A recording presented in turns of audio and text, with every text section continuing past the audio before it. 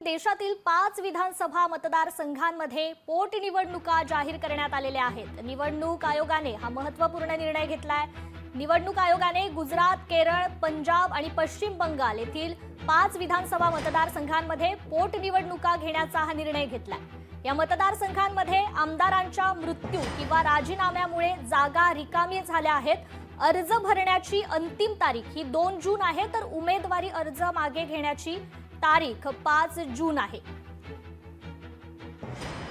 तर या संदर्भात आपण अधिकची माहिती घेणार आहोत। आपले प्रतिनिधी उमेश करंजकर आपल्याशी फोन कॉलद्वारे जोडले गेलेले आहेत। उमेश, नक्कीच 4 राज्यामध्ये 5 जागा जिथे पोटनिवडणूक होते।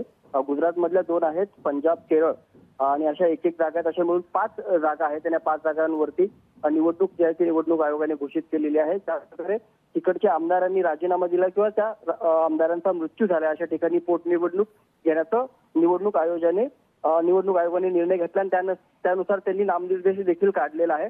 आणि उद्यापासून फॉर्म भरायला ही सुरुवात होईल। 2 जून पर्यंत फॉर्म भरण्याची मुभा असेल, तर तिथून 5 जूनला जे आहे ते यावर थेट मतदान होणार आहे। त्यामुळे या 5 जागी नवीन आमदार कोण येणार आहेत, त्यामुळे तिकडच्या जे सरकार आहे किंवा विरोधक आहे यांच्या जागांमध्ये भर पडेल आणि त्या नवीन ज्या जागा रिकाम्या झालेल्या आहेत तिथे नवीन आमदारांची नियुक्ती केली जाणार आहे। निश्चितच उमेश, धन्यवाद तुम्ही दिलेल्या या सविस्तर माहितीबद्दल।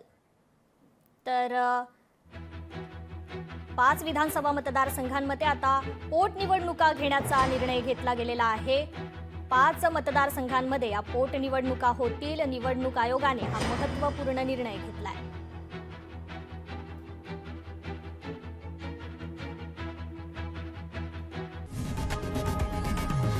लोकशाही मराठी ऐका, पहा, जागरूक रहा।